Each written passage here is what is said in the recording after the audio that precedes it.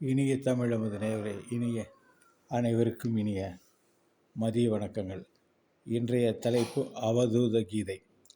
ஸ்ரீ கிருஷ்ணர் இவ்வுலகை விட்டு வைகுண்டம் போக எண்ணி இருப்பதை அறிந்த உத்தவர் கிருஷ்ணரை தனிமையில் சந்தித்து தன்னையும் உடன் அழைத்து செல்லுமாறு வேண்டினார். கிருஷ்ணர் யாதவகுலம் நசிக்கப் போகிறது, துவாரகையும் சமுதிரத்தில் மூழ்கும், தாங்கள் இன்னும் சிறிது நாள் பூமியில் இருக்க வேண்டும். எனவே இப்போதே புறப்பட்டு ஆங்காங்கே சஞ்சாரம் செய்வாயாக. உலகமே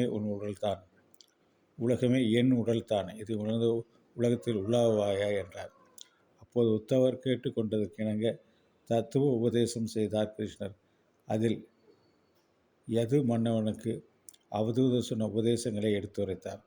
அவதூதரிடம் மன்னர், கவலைகளின்றி சந்தோஷமாக நீங்கள் இருக்கிறீர்கள், அது எவ்வாறு என்று கேட்டார். அதற்கு விடையாகத்தான் 24 குருமார்களிடமிருந்து ஞானத்தை பெற்றதாக கூறி விளக்கினார் அந்த அவதூதர்.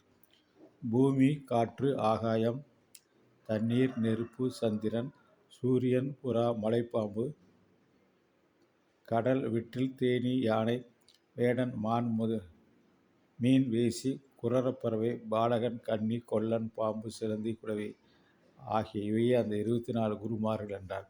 முதலாவதாக பூமி.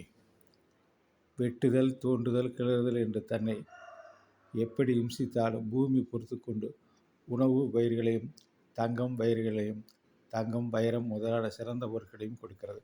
எனவே துன்பங்கள் ஏற்பட்டால் அதற்கு காரணம் முன்வினை பயனே ஆகும். எனவே ஏற்படும் துன்பங்களை பொருட்படுத்தாமல் தனக்கு தீங்கிழைப்பவர்களுக்கும் நல்லதே செய்ய வேண்டும். இதுவே பூமியிடம் கற்ற பாடம். காற்று எங்கும் நுழைகிறது, எல்லாவற்றையும் தீண்டுகிறது. ஆனால் எதுவானாலும் அது பாதிப்படைவதில்லை. காற்று போலவே ஆத்மாவும் உடலுக்கு ஏற்படுவற்றால் பாதிப்படைவதில்லை. அது காற்றிடம் கற்ற பாடம்.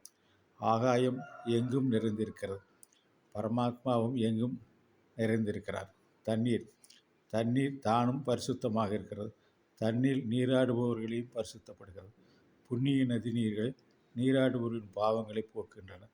ஆத்ம ஞானி இந்த தண்ணீரை போன்றவன். தான் புனிதமானவன் மட்டுமல்ல, தன்னிடம் வருவர்களையும் புனிதப்படுத்துகிறான். நெருப்பு இது அது என்று எதையும் பார்க்காமல் எல்லாவற்றையும் விழுங்கும் நெருப்பு. ஆனால் இருந்தாலும் மாசுறுவதில்லை, ஒளிமயமானது. ஞானியும் தேஜஸ் நிறைந்தவன். தான் செல்லும் இடங்களில் மாசுகளை எரித்து விடுகிறான். சந்திரன் வளர்வதும் தேய்வதும் சந்திரனுடைய குணத்தால் அன்று. சூரியன் பிரதிபலிப்பதாலேயே அது திகழ்கிறது. அதே போன்று வளர்வதும் தேய்வதும் ஆத்மாவின் குணத்தால் அன்று, உடலின் இயற்கையாலேயே அது நிகழ்கிறது. சூரியன் தன் கிரணங்களான பூமியில் உள்ள தண்ணீரை எடுத்து பிறகு அதையே மழையாக பொழிவிக்கிறார். அதே போன்று சத்புருஷர்களும் தான் சம்பாதிக்கும் பொருட்களை எல்லாம் மற்றவர்களுக்கே அளிக்க வேண்டும். ஒரு அழகான புறா குடும்பம் இருந்தது. கணவன், மனைவி, குஞ்சுகள் எல்லாம் பரஸ்பர பாசத்தோடு இருந்தன. ஒரு சமயம் வேடன் வலையில் குஞ்சுகள் சிக்கி கொண்டன. தாய்ப்பறவை திரும்பி வந்தபோது தன் குஞ்சுகள் வேடன் வலையில் அகப்பட்டிருப்பதை பார்த்தான். அதனுடைய துக்கம் தாங்காமல் வலையில் தானாக போய் விழுந்தது. பிறகு தந்தை புறா வந்து தன் மனைவி குஞ்சுகளை கண்டு துயரம் தாங்காமல் தானும் வலையில் போய் வழிய விழுந்தது. சம்சாரத்தில் ஜீவன்கள் நிலை இது. ஒரு ஜீவன் தன் குடும்பத்தின் மீது வைக்கும் பாசமே அந்த ஜீவனை வலைக்குள் உரிய வைக்கிறது. மற்றதெல்லாம் நாளை காண்போமா? நன்றி, வணக்கம்.